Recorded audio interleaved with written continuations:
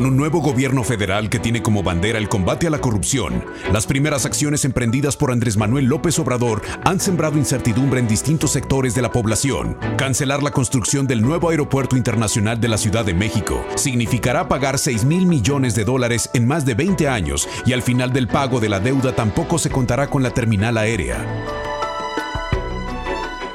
Son los primeros días del 2019 y es un buen momento para hacer reflexiones en torno a lo que nos espera en este año desde el punto de vista político, económico y social.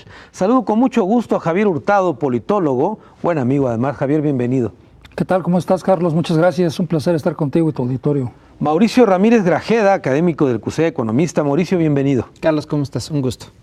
Bueno, a ver, una primera proyección, Javier, de lo que esperas de este 2019 a la luz de lo que ya hemos visto en este arranque de la administración de López Obrador.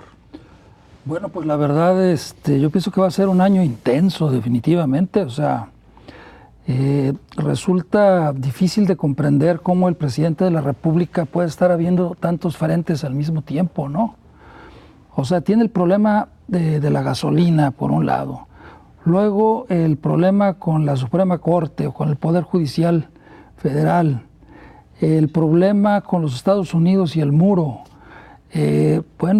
Pues la verdad es de que son demasiados frentes y no se ve que haya una, digamos, directriz muy clara sobre lo que se quiere. Sí, hay muchos errores, y luego junto con estos tres acontecimientos, Carlos, tenemos el problema del proceso de la Guardia Nacional. O sea, está a discusión el asunto de la Guardia Nacional y pues como ya dijo el coordinador de los diputados morenistas, la Guardia Nacional va porque va y sale, ¿no?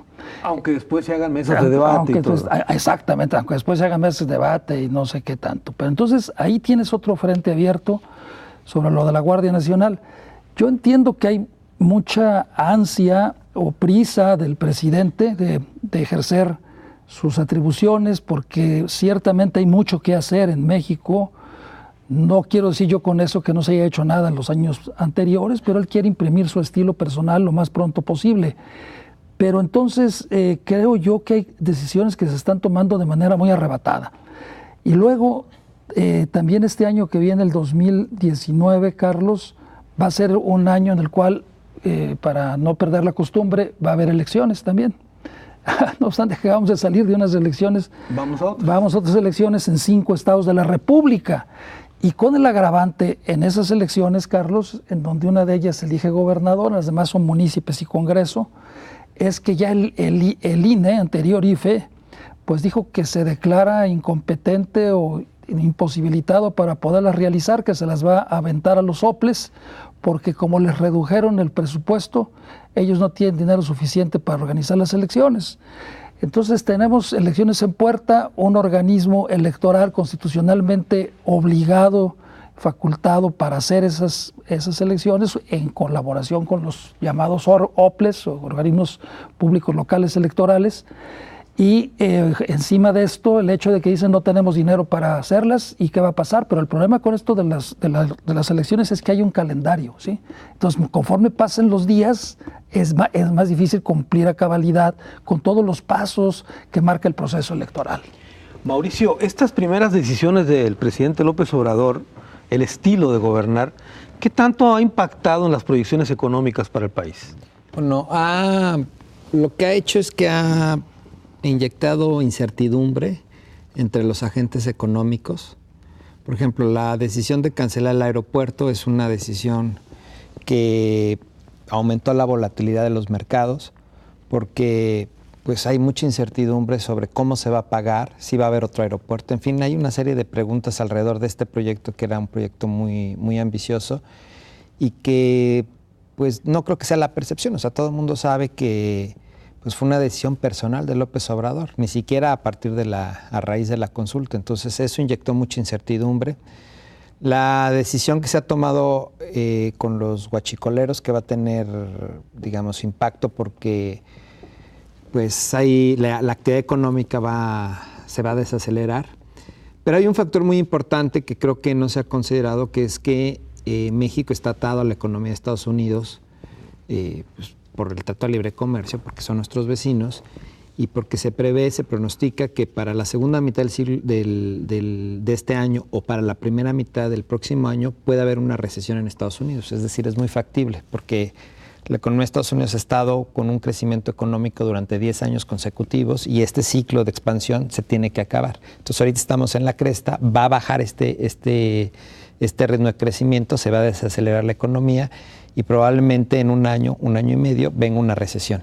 Y eso va a arrastrar a la economía de México. Entonces eso también lo tenemos que considerar y evidentemente también hay incertidumbre porque se sabe que viene la recesión, no se sabe de qué magnitud es, no se sabe más o menos cuándo va a ser y la posición de México en términos económicos pues es relativamente frágil.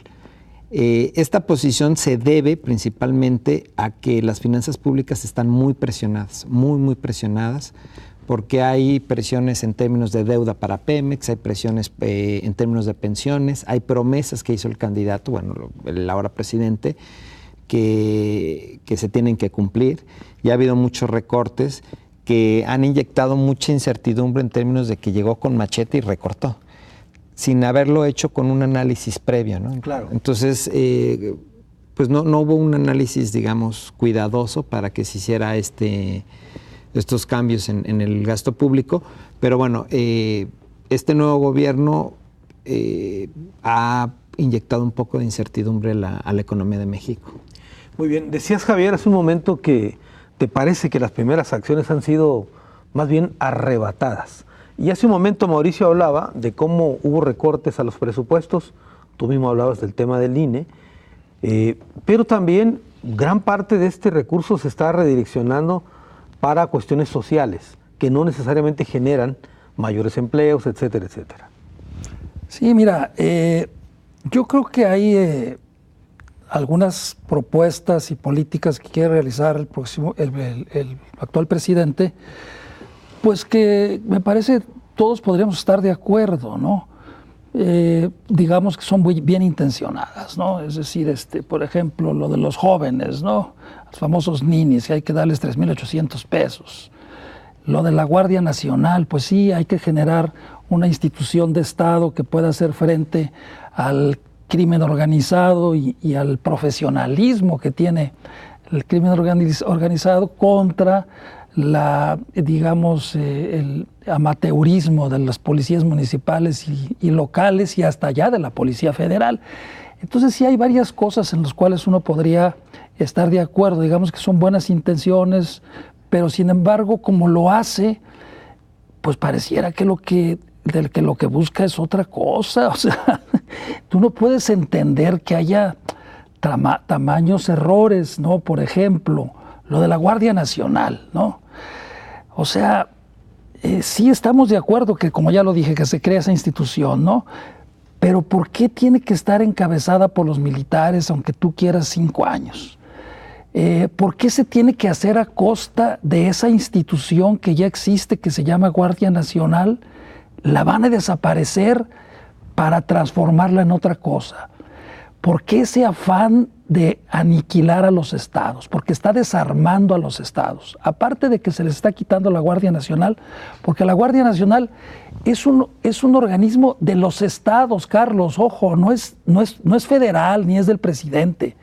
Y a mí me sorprende muchísimo que los señores gobernadores, ahora en la consulta que hubo en la Cámara de Diputados sobre este tema, ni cuenta se han dado que les están quitando a todos y cada uno de ellos una guardia de civiles armada, ¿sí? Porque esa es la esencia de la Guardia Nacional. La Guardia Nacional es de civiles y es transitoria, no permanente, ¿sí? Y la comanda el gobernador.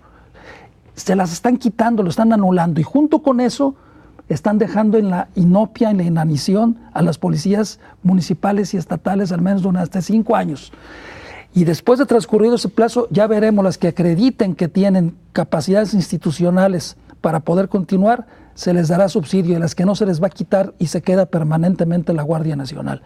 Entonces tú dices, bueno, ¿por qué ese afán de entregar todo el poder a los militares? ¿Por qué ese afán de concentrar todo el poder en sus manos, con lo de los superdelegados, con lo de la Guardia Nacional? con una serie de elementos que nosotros observamos y que vemos a decisiones muy arrebatadas.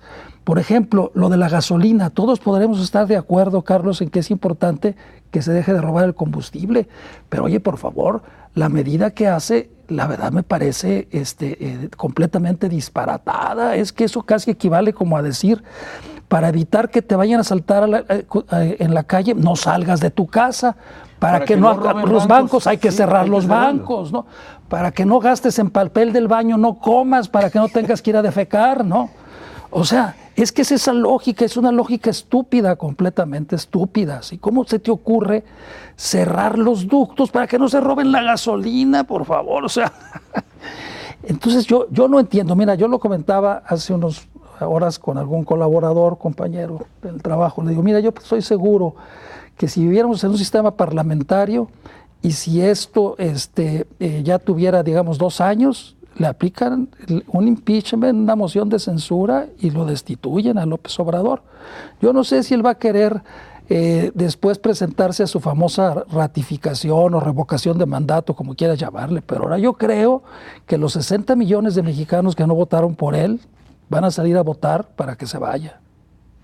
De acuerdo. Mauricio, rápidamente antes de ir a la primera pausa, había proyecciones económicas para México antes de las elecciones. Hablaban de un crecimiento arriba del 2.5, 2.7, etcétera. Pero cuando empieza este gobierno se hicieron modificaciones en ese sentido. Sí, así es. Más o menos hace unos 6 meses los pronósticos eran de 2.5%, como bien dices, Carlos. Y conforme fue avanzando el año y empezamos este año, esas perspectivas pues están ya en 1.7%, ya están por abajo de 2%. Tradicionalmente hemos crecido en los últimos años al 2%, ahorita estamos por abajo. Y no solamente eso, sino que lo que está pasando en los últimos días con esta reducción de la actividad económica, porque no hay gasolina, probablemente eso también le pegue al Producto Interno Bruto y por lo tanto el crecimiento sea por abajo del 1.7%. Eso aunado a que todos los inicios de sexenio son complicados, porque la estructura, digamos, institucional y legal del país no está hecha para que haya una, digamos, fluidez en términos de gasto de gobierno de sexenio a sexenio, sino que acaba el sexenio y se para el tren y tienen que comenzar de nuevo, y eso le ha costado a la economía de México. El gobierno del presidente Peña Nieto, de Calderón y de Fox, pues tuvieron frenones al inicio de su sexenio. Entonces nosotros tenemos este frenón más lo de la gasolina, más la incertidumbre que Javier menciona, que bueno, de los hechos que menciona, pues no va a empezar bien el año, ¿no? Tú mencionaste la palabra tren. Si quieren, después de la pausa hablamos del famoso Tren Maya. Estamos hablando de las proyecciones económicas y políticas para este 2019.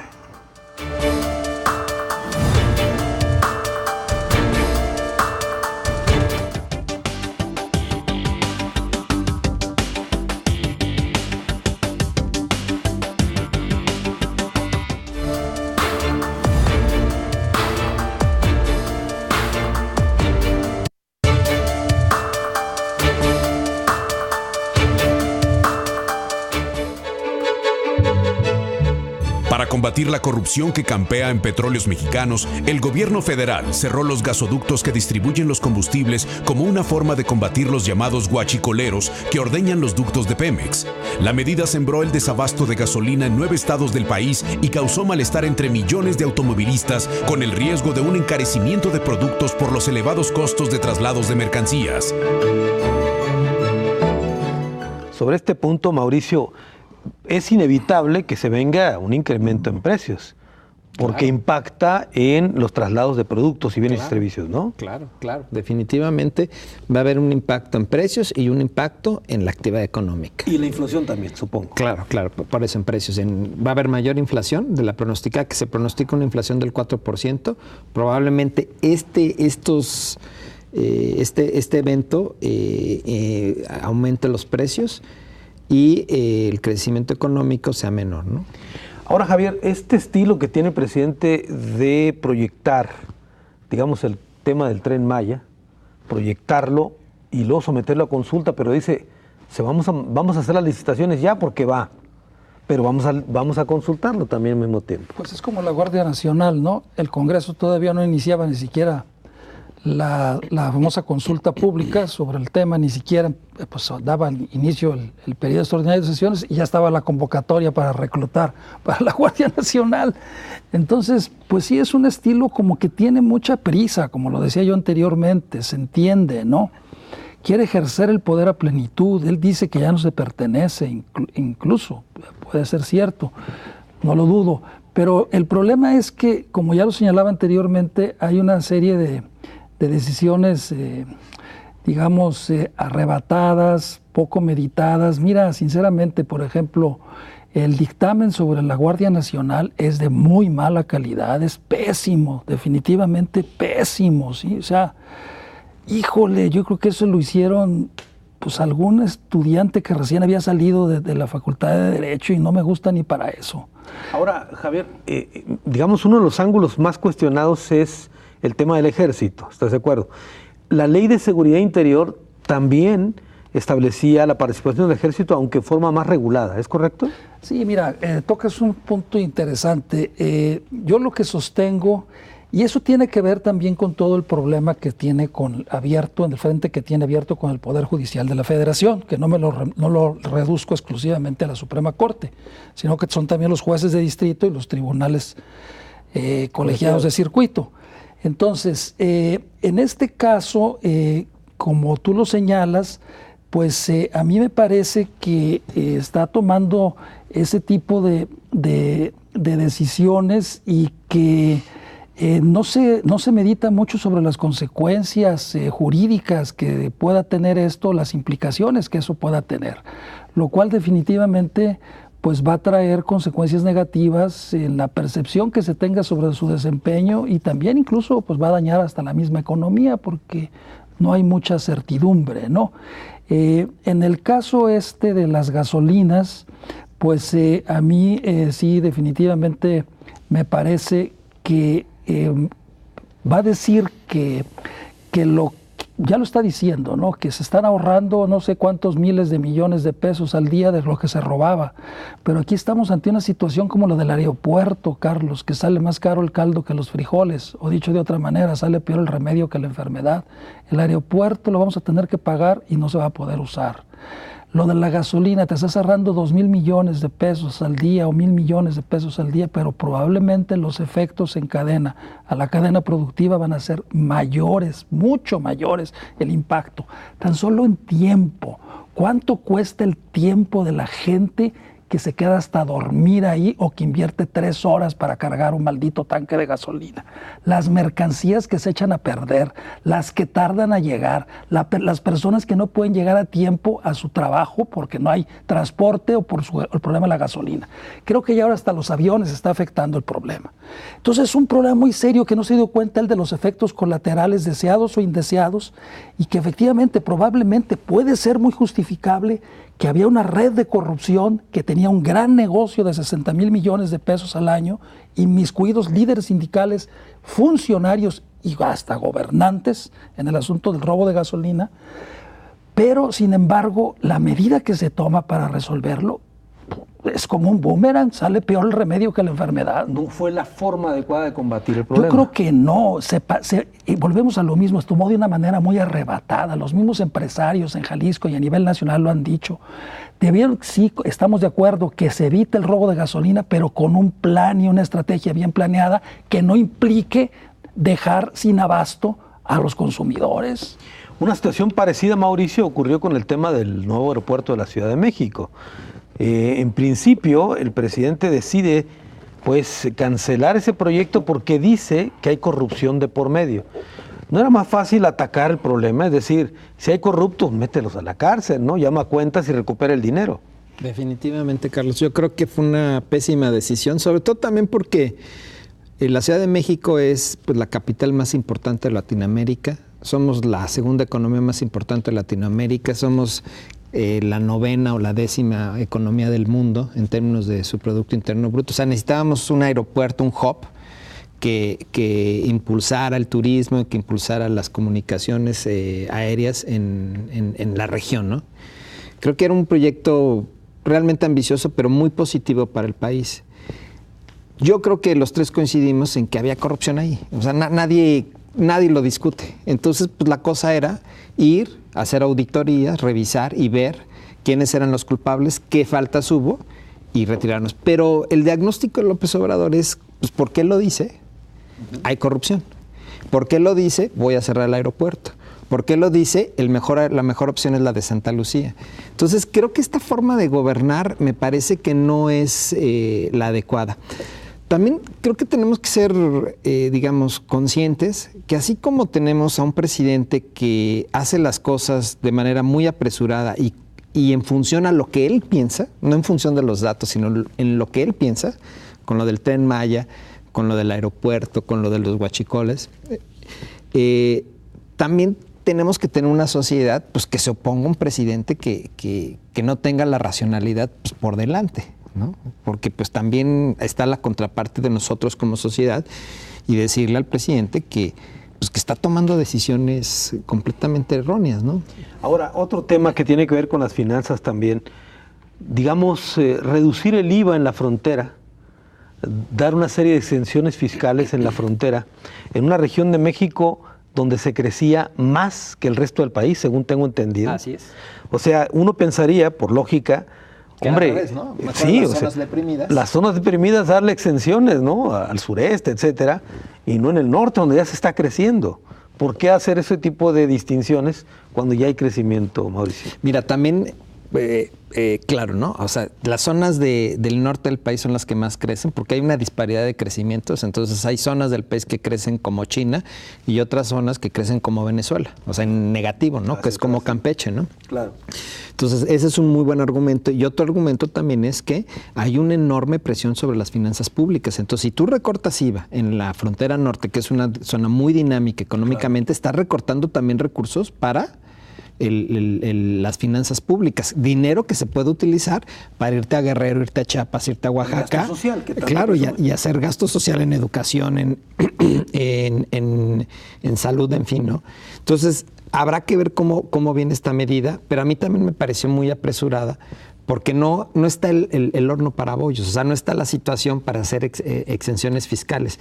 Y sobre todo, Carlos, déjame terminar con esto. Es un gobierno que se dice de izquierda. Por definición, un gobierno de izquierda aumenta impuestos. Estamos de acuerdo, ¿no? Y no lo está haciendo. O sea, lo que está haciendo es reduciendo los impuestos para estimular la economía, que eso es, entre comillas, neoliberal, ¿no?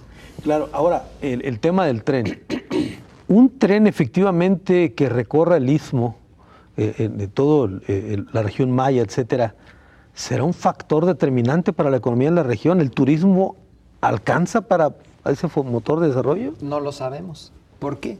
Porque él ya decidió, el presidente decidió hacer el Tren Maya y no tenemos estudios de factibilidad, no tenemos estudios de impacto ambiental.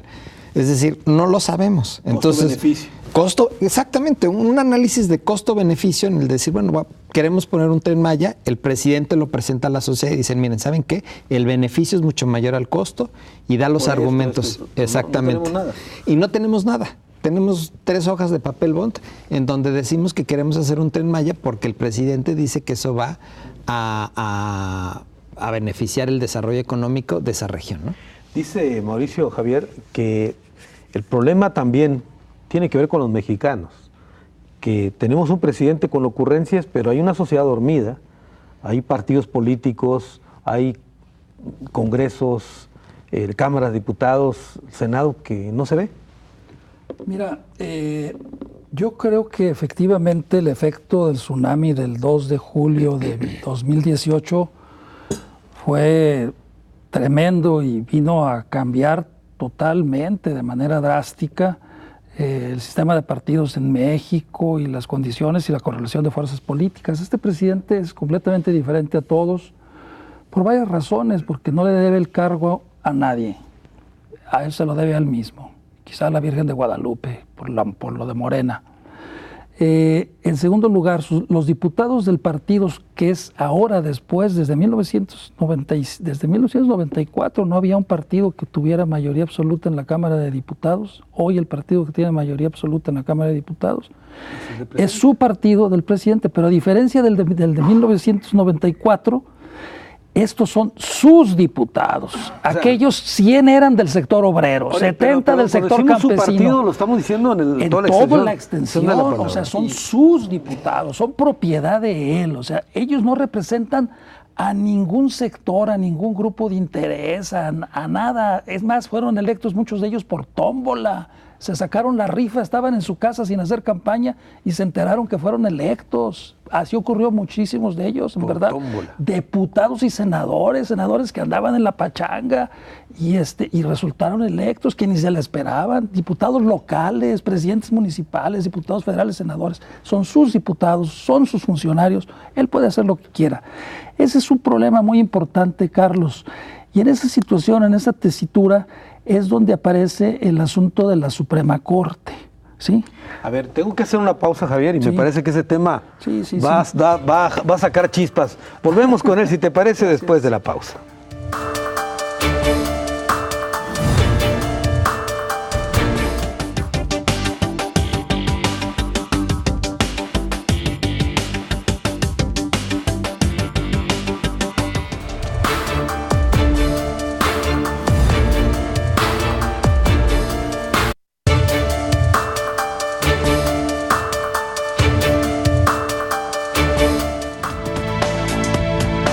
Las proyecciones económicas para México para el 2019 han dejado de ser optimistas. Contra los primeros pronósticos de 2.9%, ahora el Fondo Monetario Internacional piensa que nuestro país crecerá 2.3%, pero el Banco de México considera que será apenas de 1.97%. La inflación está siendo estimada en 4.8% y la paridad cambiaria con el dólar lo ubica por encima de los 20 pesos, muy por arriba de las primeras proyecciones que consideraban que la economía de México daría para un dólar estable por encima de los 18 pesos.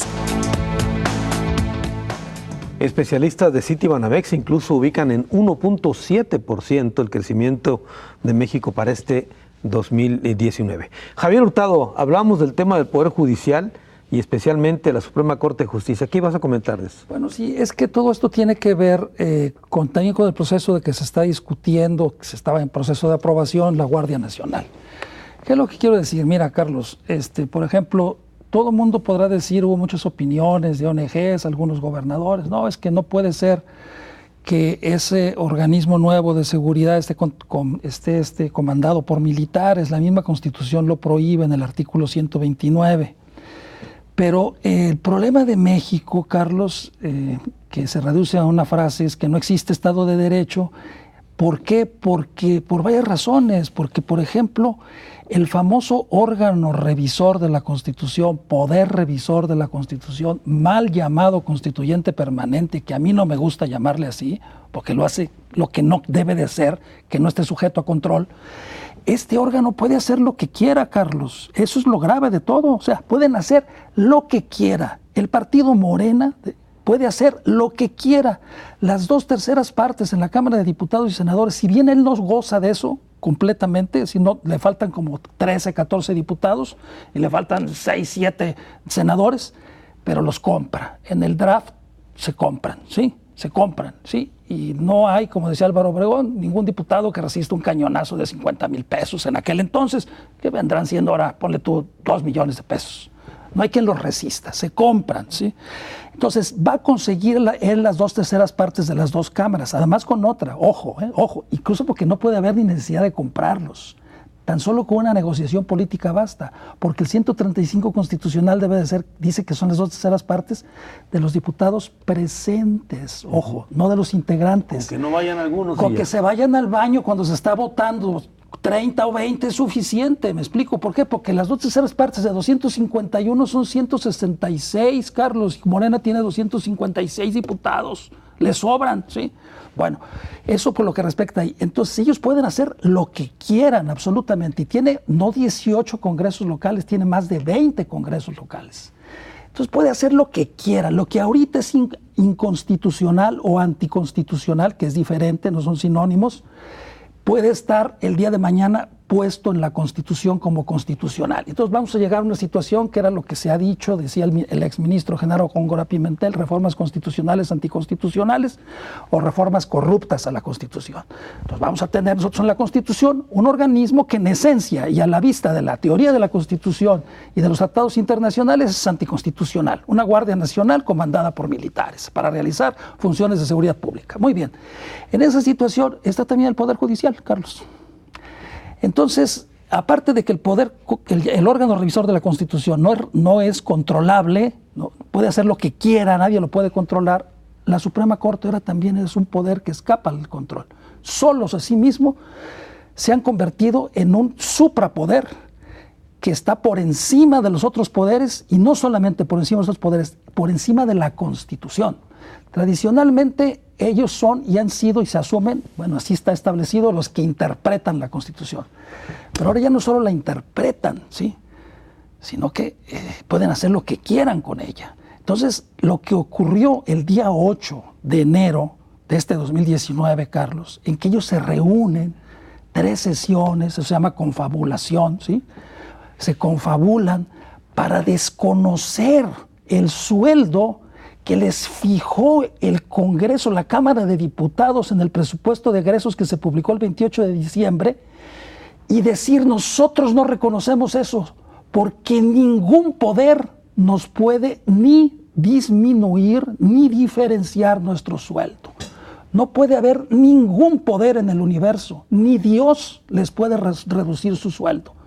Eso es increíble, es una situación de desacato, de rebeldía inconmensurable y sin precedente. Yo no recuerdo en toda la historia de México que se haya dado un caso de esos.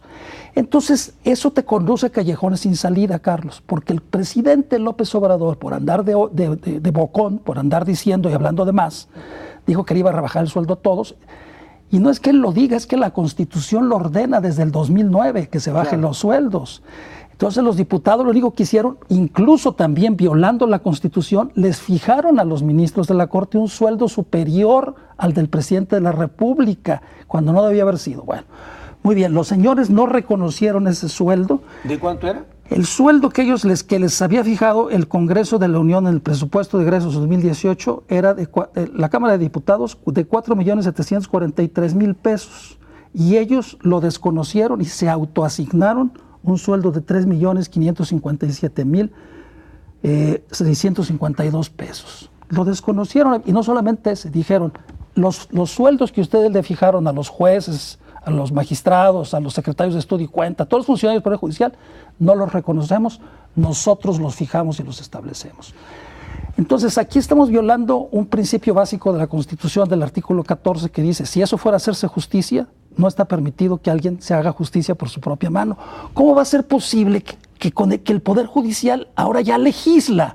Ya no solamente es intérprete de la Constitución, sino que él hace su presupuesto, y el presupuesto que aprobó la Cámara de Diputados se lo pasa por el arco del triunfo y lo echa al papel de donde se depositan los papeles del baño cuando vas al sanitario. Eso no puede ser, definitivamente. Eso es una ofensa, Carlos, discúlpame, perdóname, pero es que a mí la verdad eso me irrita. Eso es una ofensa a todos los mexicanos, porque no se están burlando de la Constitución y no le están viendo los guaraches y están desacatando una instrucción de los diputados. Es que los diputados representan la soberanía popular, se están burlando de todo el pueblo de México, porque los diputados representan a todos los mexicanos. No se está burlando de 500 mexicanos, se están burlando de 130 millones de mexicanos, por favor. Que a esos señores nadie los puede controlar, eso no puede ser, eso es un absurdo. Hasta el presidente los felicitó por bajarse 25%. Entonces, pero fíjate, entonces aparece ahí que ellos dicen, los medios de comunicación, y nadie se dio cuenta de eso, se bajaron el 25%. Pero yo cuando escuché eso dije: ah, caray, son muy responsables, pero ni así le llegan a lo que deberían de ganar, porque los diputados indebidamente también les fijaron 4.734.000 pesos, cuando debían de haber tenido un sueldo mucho menor, que es de 2.600.000, 800.000 pesos, que es el sueldo del presidente, bruto. Perdón, el sueldo bruto, no neto. Entonces, los señores de la Corte dicen: no lo reconocemos, pero aquí el problema es de que entonces esto te coloca en un callejón sin salida. Y ellos dicen que se rebajan el 25% confundiendo la población, pero no es con relación al sueldo de 2019. Claro. Es con relación al sueldo del 2018 y es superior al que les fijaron los diputados. Ellos no aceptan que los diputados les fijen el sueldo. Eso no puede ser, por favor. Ni en las monarquías parlamentarias constitucionales el rey se autofija el sueldo. La asignación de los reyes la fija el Parlamento. Estos están peor que rey, por favor, no puede ser. Bueno, Mauricio Ramírez Grajeda, otros factores para este 2019 tienen que ver con el tema, por ejemplo, de las proyecciones sobre la venta del petróleo o las remesas que llegan a México. ¿Cuál es el panorama que viene en torno a esto?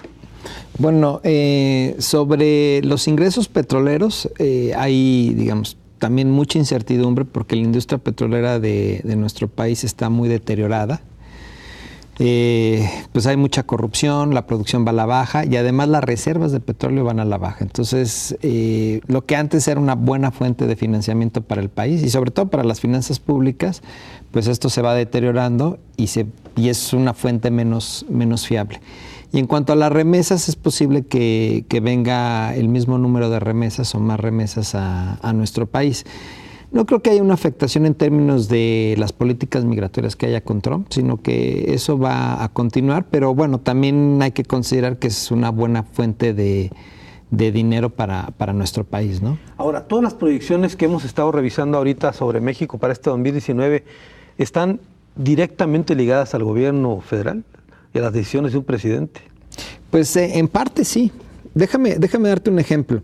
La decisión del aeropuerto hizo que las calificadoras de la deuda soberana de México pusieran luces ámbar, ¿no? ¿Qué quiere decir esto? Que el presupuesto que se hizo en diciembre, y Javier no me dejará mentir, una cosa es el presupuesto y otra cosa ya es lo que se ejerce. Entonces las calificadoras van a estar muy pendientes de cómo las finanzas públicas se van a llevar, digamos, la marcha de las finanzas públicas a lo largo del año, y las calificadoras van a estar muy pendientes de que eso vaya más o menos en acorde a lo que se presupuestó. Porque si empezamos a endeudarnos un poco más o empezamos a gastar de más, entonces es posible que la calificación de México baje. Ahora, ¿cuáles son las implicaciones de eso? Pues es que México tiene que pagar más o menos 25,000 millones de dólares al año de deuda, el gobierno federal. Entonces, si la calificación baja, entonces la tasa de interés o la prima de riesgo sube. Entonces, lo que nos presten, vamos a tener que pagar una tasa de interés mayor. Más cara. Más cara. Entonces, es muy delicado eso, ¿no? Entonces, creo que tenemos que poner atención en eso, ¿no? Ahora, tú hablabas al principio del programa que la palabra clave para definir por lo menos este inicio del gobierno y de este año es incertidumbre. Así es. Así seguiríamos entonces. Yo creo que sí, que estamos en un periodo de incertidumbre, porque no se ve un rumbo o sea, no se ve, digamos, creo que lo que decía Javier en este momento es que todos estamos de acuerdo con el diagnóstico. Hay que combatir a los huachicoleros, hay que combatir los altos salarios en el gobierno federal, hay que combatir, digamos, todos los vicios que hay en el sistema judicial, en fin. En el diagnóstico todos estamos de acuerdo, pero en la forma de hacerlo yo creo que ahí hay diferencias, ¿no? Porque pues se han cometido errores. Entonces, digamos, esta manera en que el gobierno empezó de manera muy, muy atrabancada, le ha inyectado incertidumbre a la economía de México, y eso pues no es positivo. Ojalá que esta incertidumbre vaya reduciéndose conforme pues, se vaya sentando el gobierno. Todavía es muy pronto, ¿no? Este mes todo el mundo dice que este mes parece un año, ¿no? O sea, como que pasaron muchas cosas, ¿no? Porque fue muy intenso, ¿no? Sí, antes de la pausa nomás recuerdo, en el colmo del cinismo, estimado Javier, un desplegado donde el secretario general del sindicato de Pemex, Carlos Romero de Champs, felicita al presidente por su combate a la corrupción contra el petróleo mexicano. Voy a una pausa, regreso con más de este tema.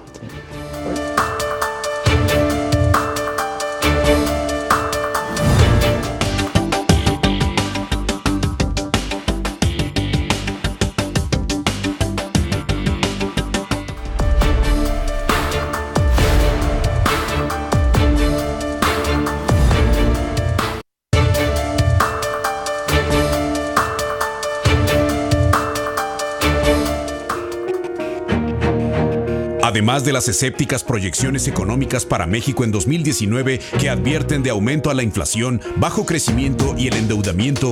En el tema político se hacen proyecciones similares, el estilo del presidente López Obrador de anunciar proyectos como el Tren Maya o una Guardia Nacional para después someter a consulta los temas mientras se avanza en licitaciones o reformas legales, son ejemplo de cómo se llega a la polarización con las distintas fuerzas. Proyecciones políticas y económicas para el 2019, el tema que tocamos en esta ocasión en Ruta 44. Y ahorita que hablábamos del Tren Maya, Javier, Mauricio, como que nos fuimos de paso y no tocamos el tren de aquí. El tren ligero. El tren ligero, que lleva 5 años y no tiene para cuándo, Javier. Sí, efectivamente. Yo creo que pues este estilo de gobernar por caprichos, por arrebatos, por emociones personales, pues creo yo que no es descartable que con relación al presupuesto de egresos de la Federación, la ínfima cantidad que hace falta para que el tren ligero de Guadalajara se ponga a funcionar, aún y fueran 3,000 millones de pesos, ¿sí?, no es nada con relación a lo que puede disponer el presidente, y él lo puede decidir en el momento que quiera, si es lo que hace falta. La pregunta aquí es si fue capaz de cancelar un aeropuerto y cuyas pérdidas van a ser superiores a los 100,000 millones de pesos, pues yo creo que con la mano en la cintura, si bien no cancela el tren ligero de Guadalajara, pues va a funcionar cuando él quiera, cuando tenga la voluntad de asignarle ese recurso que hace falta y que por su capricho personal para perjudicar al gobernador no lo asigna. Y luego el gobernador también, montado en su macho, entonces dice, no, pues yo ¿por qué le voy a poner a una obra que es de carácter federal? ¿Sí? Para que el otro salude con sombrero ajeno. Pues no. Entonces, en esa situación nos la vamos a llevar, y quien sale perdiendo pues son el pueblo, la ciudadanía, los usuarios de ese servicio, que ha sido postergado, una obra de más de 5 años que no se ha podido concretar y que ha generado y generó durante su construcción muchísimas molestias a todos los tapatíos, a todos quienes vivimos en esta ciudad. Yo tengo, por ejemplo, pues la circunstancia de que tengo que pasar siempre por esa vía donde va el tren ligero, y si te dijera las que tuve yo que pasar y sufrir 5 años, ha sido terrible. Entonces, tanto sacrificio, tanta molestia para que a final de cuentas tengas un elefante blanco, porque es un elefante blanco ahorita, es decir, ya casi está terminado, pero no funciona.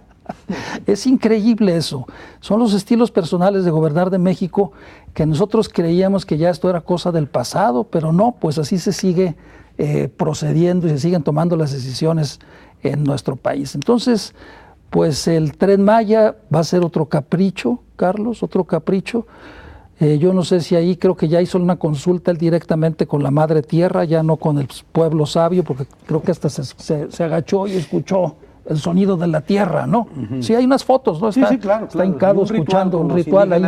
Que los indígenas le autorizaron, sí, que sin estudios ambientales, que la tierra ya le dio luz verde. Sí, o sea, se agachó y ya escuchó ahí el mandato de la voz de la tierra y dijo, sí, adelante, no hay problema. Bueno, lo va a hacer. Abre el hoyo aquí en la tierra. ¿No? Claro. Ahora, el Tren Maya, Carlos, el Tren Maya, bueno, yo no sé en realidad cuál sea el impacto ambiental que vaya a tener, ¿verdad? Vamos a suponer que sea una exageración y que no sea ningún daño así muy importante o irreversible, es decir, que si tumbas 1,000 árboles no los puedas plantar en otro lugar, no sé en qué consista, pero yo lo que sí te quiero decir es que ese proyecto está en la parte de las negociaciones y en la agenda de la política exterior de México. Es un proyecto de la política exterior de México, no de política interior. Tiene doble efecto, es para potencializar turísticamente la zona, pero es parte de los acuerdos con el gobierno de los Estados Unidos. Esa es la forma, y él ya lo dijo López Obrador, que ya comprometió al presidente de los Estados Unidos a que le invierta creo que 6,000 o 8,000 millones de dólares ahí en lo del Tren Maya, porque es la forma como van a contener la migración de los centroamericanos hacia los Estados Unidos. En vez de que se vayan hasta allá, les van a ofrecer trabajo a unos kilómetros de su frontera para que trabajen en el Tren Maya. Entonces el Tren Maya, además de ser un proyecto para potenciar turísticamente esa región de México, es un acuerdo fundamental con los Estados Unidos para que siga haciendo México pues la labor sucia en el tema de los migrantes indocumentados centroamericanos.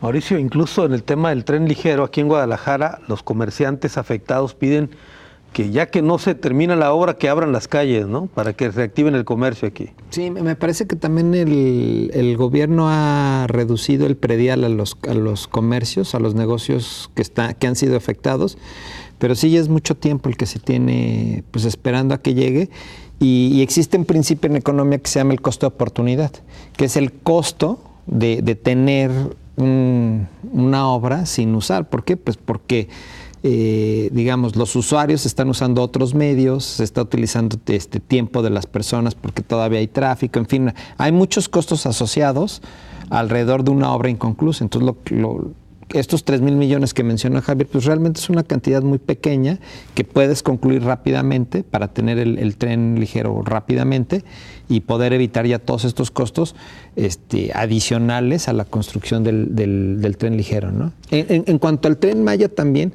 creo que también tenemos que tener en consideración que pues no hay nada digamos, cuál va a ser el impacto, ¿no? Para mencionarles algo, se va a hacer una refinería en Tabasco, y en esa refinería en Tabasco, que son literalmente cientos de hectáreas, ya cortaron la selva y no hay todavía un estudio de impacto ambiental, ni se tienen los permisos. Entonces y ya los cortaron. Entonces, esto es en lo que estamos es de, pues, en vez de ir paso por paso, se están yendo al paso 3 cuando no han empezado el paso 1, ¿no? Claro. Muy bien, y eso que no hemos hablado también del tema de la inseguridad en este país. Pero bueno, estamos llegando a la parte final. Me gustaría que fuéramos a una conclusión ya, Javier, Mauricio, en torno a este tema que hemos llamado proyecciones políticas y económicas para el 2019. Ya sé que el escepticismo campea en esta mesa, pero ¿qué viene para este año, Javier, en esta conclusión? No, bueno, mira, no es tanto así el escepticismo, sino que más bien, como diría Carlos Fuentes, el realismo es un escepticismo bien documentado. Más bien somos realistas, ¿no? Claro. Lo que pasa es que también hay que decirlo, Carlos, yo creo que también hay que señalarlo, y es importante además que los televidentes lo sepan, porque estoy seguro que compartirán esa opinión. De acuerdo a una encuesta que acaba de publicarse, no me acuerdo quién lo hizo, sobre el grado de felicidad en el mundo, en diferentes países del mundo, en México se incrementó la felicidad en México del 30 y tantos % que había en el 2017, ahora después de las elecciones con López Obrador, subió los felices en México, cerca del 70% es feliz la gente y tiene buenas expectativas respecto a su futuro. De acuerdo con esa encuesta que se publicó, México ya es hoy en día el tercer país más feliz del mundo, cuando no estaba tan así. Entonces, entre la población sí existe, digamos, una esperanza, un voto de confianza en que nos va a ir mejor. Tú puedes escucharlo donde quiera, todavía hay ese bono de confianza hacia el nuevo gobierno de que van a cambiar las cosas y que van a cambiar para bien. Y yo creo que es importante eso. Ojalá que la gente no pierda ese ánimo y ese optimismo, porque eso es positivo, pues sin lugar a dudas. Porque muchas veces las percepciones no son reales, pero sin embargo generan conductas sociales reales.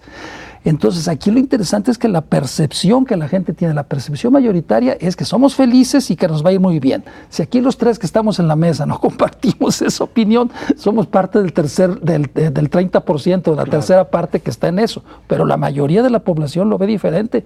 Y qué bueno, yo los felicito. Aquí el asunto y la gran pregunta es si el gobierno va a estar a la altura de poder cumplir con esas expectativas. Que yo hago votos porque sí, de verdad, definitivamente. Yo quiero que le vaya bien al presidente y quiere que le vaya bien al gobernador y que arreglen sus problemas, porque de esa manera todos los gobernados, todos los mexicanos, todos los jaliscienses salimos ganando y nos beneficia. Con esos datos que nos acabas de compartir, Javier, quiere decir que la gente que se va a dormir a las gasolineras esperando que le llenen el tanque lo hacen con una sonrisa. Claro, sí. Están pagando una consecuencia porque saben que van a venir tiempos mejores, como dijera la canción. Muy bien. Mauricio Ramírez, tus conclusiones de este tema. Bueno, citando a Carlos Fuentes, también Carlos Fuentes decía que vivir en el paraíso es vivir sin consecuencias. Y no vivimos en el paraíso. Entonces, creo que sí hay optimismo todavía, hay un voto de confianza que se debe de mantener. Bueno, que el presidente y el gobierno deben de tomar ventaja de ese optimismo, pero también hay que ser realistas. Y si la población no siente que hay beneficio en su mesa, en el abasto, en su bolsillo, principalmente en su bolsillo, y en términos de seguridad, esas dos cosas, y en trabajo, pues esa esperanza se puede diluir, ¿no? Ojalá que no pase y ojalá que estos nuevos bríos para este gobierno se mantengan. Y creo que se ha mencionado mucho en los medios que los errores que ha cometido este gobierno, digamos, todavía se pueden corregir con el aval de la población. Es decir, el voto de confianza es tan amplio para este presidente y para este gobierno que todavía pueden recular para algunas acciones erróneas, ¿no? Entonces, ojalá que reculen en algunas... ¿Pero crees tú que hay ese ánimo de recular? No. Ese es el la asunto. verdad es que no creo que haya. Pero si existe ese ánimo y, digamos, siendo racionales, tú puedes, o sea, un presidente diría, bueno, ¿saben qué? ¿Por qué no repensamos lo del aeropuerto? ¿Por qué no repensamos lo del Tren Maya? En fin, ¿no? Bien, muy bien. Mauricio, muchas gracias. Muchas gracias. Javier, muchas gracias. Sí, al contrario, muchas gracias. Es Gallup la que hizo la encuesta. Gallup. México es el cuarto país más feliz del mundo. Bueno, pues con felicidad vamos a tomarnos el último minuto para hacer un comentario. En torno a este tema de el voto de confianza, que como dice Mauricio, todavía queda respecto al presidente, habrá que ver también la forma de comunicar. Porque cuando hay en el país un evidente desabasto de combustibles, de gasolina, por ejemplo, el presidente sale en una conferencia de prensa y dice que no hay desabasto de gasolina, que lo que hay es una costumbre equivocada de la gente de ponerle más gasolina al carro, de llenar el tanque, y por eso hay esa percepción. La verdad es que con ese tipo de comunicación me temo que esta esperanza se va a desgastar muy rápida, porque como dijo también Javier, el tema del realismo, si algo camina como pato, parece pato y hace como pato, es lo más probable que sea un pato. Hasta la próxima.